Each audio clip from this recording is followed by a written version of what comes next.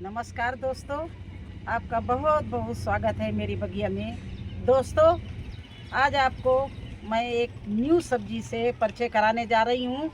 आप लोग वैसे बोते होंगे, लेकिन फिर भी मैं आपको बता रही हूँ। और उसको हम आज बोएंगे, उसके लिए मैंने क्यारी तैयार की है। और देखिए, वो है ये फ्रेंच बीन्स। वैसे तो ये जुलाई में बो देनी चाहिए, लेकिन इस बार जुलाई में टेम्परेचर इतना ज़्यादा रहा है कि रोज़ धूप यहाँ निकलती रही, कभी बारिश हुई, कभी इतना तगड़ा धूप, उसमें हमारे ये सीड खराब हो जाते।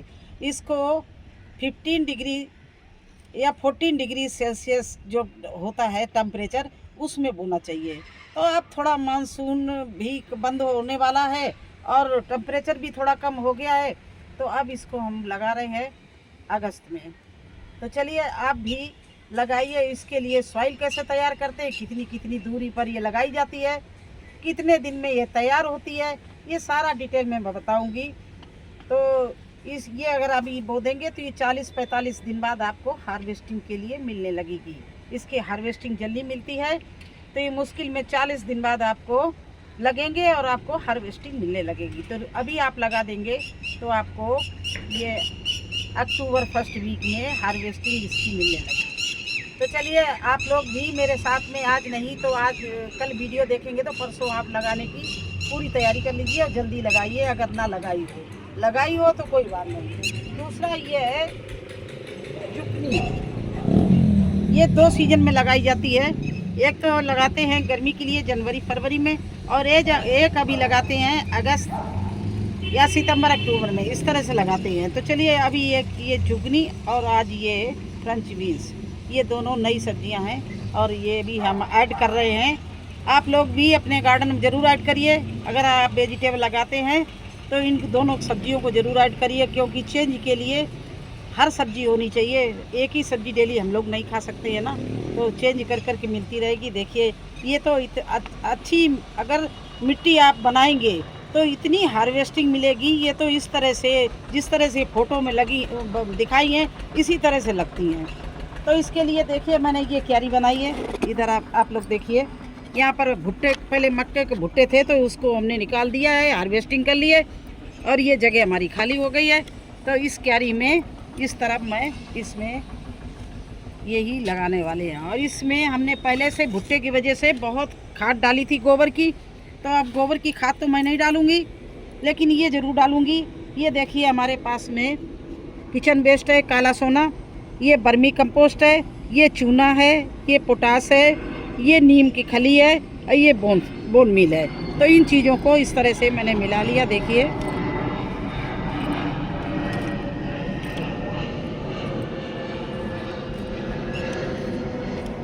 और इसमें फैला के हम सब में डाले दे रहे हैं। इस तरह से ये खादें मैंने इसमें ऐड कर दी हैं। और गोबर की खाद तो हमारी बहुत पहले से पड़ी हुई है, वो तो 2 साल तक चलती है। गोबर की खाद की एक खासियत है, आप अगर इस अभी डालो तो 1 साल बाद भी उसका असर उतना ही रहता है। तो देखिए इस तरह से कन्नी से चला के मैंने ये सारी खाद मिला दी है, ऊपर नीचे कर दी मिट्टी इस तरह से।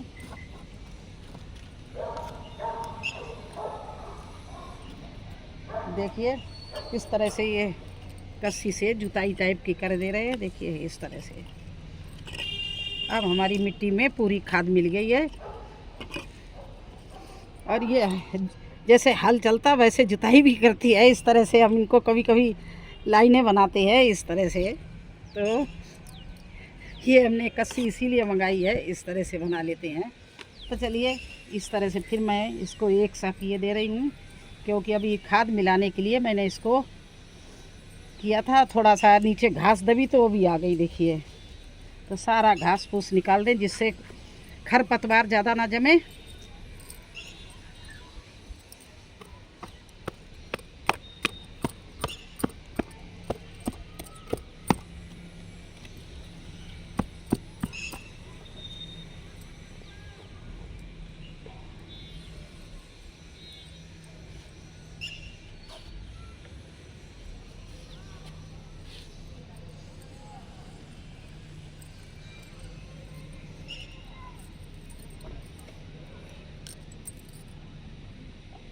इस तरह से अपनी मिट्टी को बिल्कुल रेडी कर लो। जब तक आपके दिल में तसल्ली ना हो जाए तब तक मिट्टी को चलाते रहो, करते रहो, रेडी कर लो। जब आपको बिल्कुल तसल्ली हो जाए कि हाँ मेरी मिट्टी बिल्कुल तैयार है अच्छी फसल देने के लिए, इसमें हमने खाद आद अच्छे से मिला दिए, तभी आप सीड लगाना।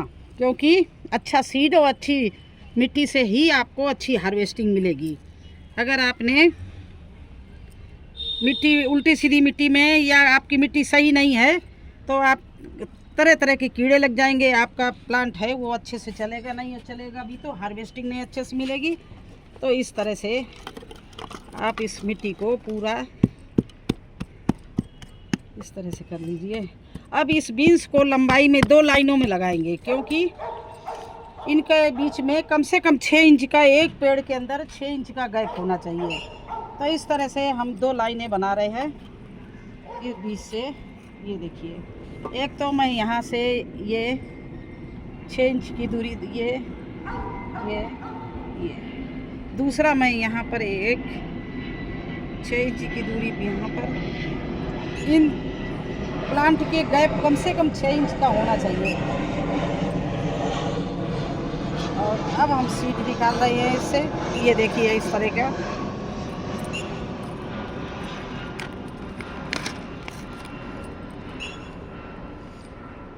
ऊपर वाले का नाम लेके लगा रहे हैं। ये देखिए, ये इसका सीड है। तो हर खाने में 1 इंच, ये ज़्यादा गहरा हो गया तो एक ये छोटा है, इतना बड़ा दाना इससे डबल गहराई में आपको लगाना है। ये देखिए इस तरह से लिटा के लगा देना है।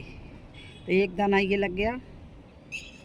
इसी तरह से ये चीज़ जो इसके अंकुर होना है ये ऊपर रख के और आधा इंच की गहराई में इसको लगा देना है। ये 1 2 तीसरा दाना हम इसका यहाँ पे लगाए दे रहे हैं।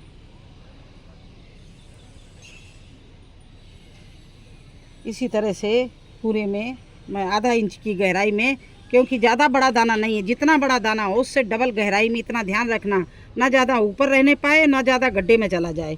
तो ये इतना बड़ा है, इससे डबल इंच 1 बोरे की गहराई में आप दाना लगा दो। ये देखिए इस तरह से इधर लगा दिए। इसी तरह से मैं इधर लगा रही हूँ।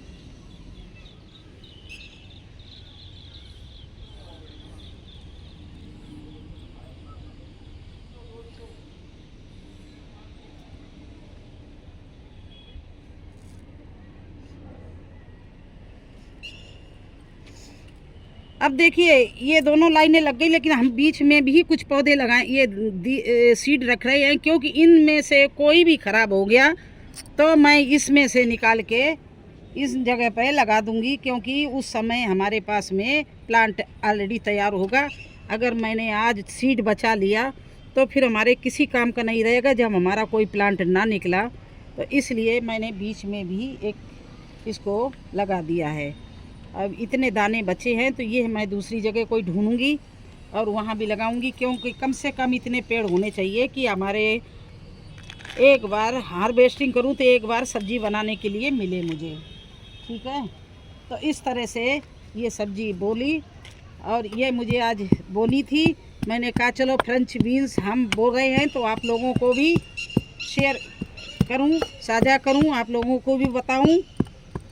तो इस तरह से बो के और मैंने ये इस क्यारी में छोड़ दिया है। मेरी क्यारी अलग, अब इतनी जगह है, ये भिंडी लगी हुई है लेकिन ये पुरानी भिंडी हो रही है, सब पक रही है। तो इनका सीड उखाड़ के और इस जगह को खाली करके मैं पहले से सोच लेती मुझे कहाँ क्या बोना है। इसमें मुझे ब्रोकली बोनी है हर साल। इसमें इस क्यारी में इस जगह से लेके उस जगह तक हम ब्रोकली रखते हैं। तो ये भिंडी जब तक ही खड़ी हैं जब तक हमारी ब्रोकली की पौध नहीं तैयार होती है। जिस दिन हमारी ब्रोकली की पौध तैयार हो गई उस दिन इन भिंडियों को हम उखाड़ डालेंगे, क्योंकि ऑलरेडी मेरे पास में बहुत ज़्यादा भिंडी है। नीचे पूरी भिंडी लगी हुई गमलों में। तो ये इस क्यारी की भिंडी मैं निकाल लूँगी। केवल सीड की प्रतीक्षा कर रही, कुछ भिंडी मैंने छोड़ी है जो सीड बन रहा है। और आप लोगों से भी कहते हैं अगर कोई भी सीड की आप लोगों की ज़रूरत हो तो हमें बताना, मैं आप लोगों को सीड मतलब दे सकती हूँ, लेकिन बशर्ते आप लोग दिल्ली में रहते हो।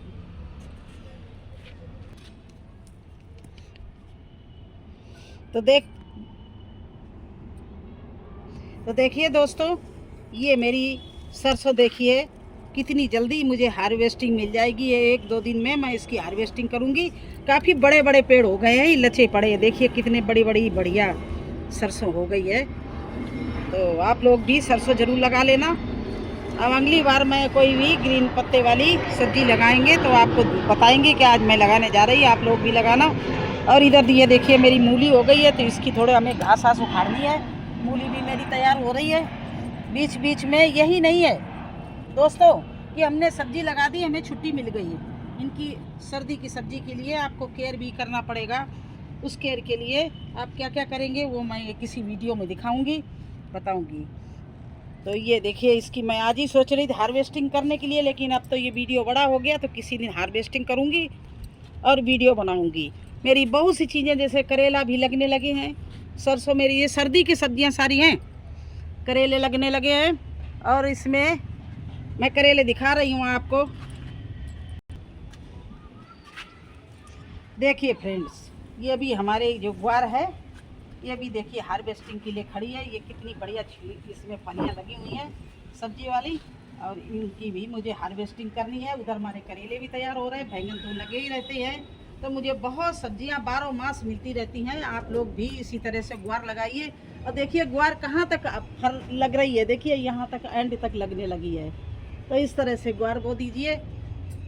तो कैसा लगा हमारी बुआई, हमारी गार्डनिंग, हमारी सलाह? अगर सब कुछ अच्छा लगता हो और आप लोग किसी चीज़ में कुछ जानना चाहते हो तो आप मेरे से पूछ सकते हैं और कभी भी सवाल कर सकते हैं। मैं आपको हर सवाल के जवाब दूंगी। एक मैडम ने आज मेरे से पूछा है कि मेरे पास सहजन का, कल मैंने जो बायो एंजाइम बनाया था उसमें मैंने सहजन के पत्ते, सहजना के पत्ते डाले थे। तो वो बोली मेरे पास सहजना के पत्ते नहीं मिलेंगे, मैं क्या करूँ? कोई बात नहीं है, आप नीम के पत्ते, एलोवेरा, गुड़ ही से बायो एंजाइम बढ़िया बना सकती हैं। अगर चाहो तो सदाबहार के पत्ते या ग्लो के पत्ते, कुछ भी कड़ुए डालो जिससे वो जहरीले बने। मेरे पास तो धतूरा और भांग के भी पेड़ पीछे खड़े हैं, तो मैं तो कभी कभी वो भी डाल देती हूँ जिससे वो जहरीली चीज़ों से भागें, दूर हटें।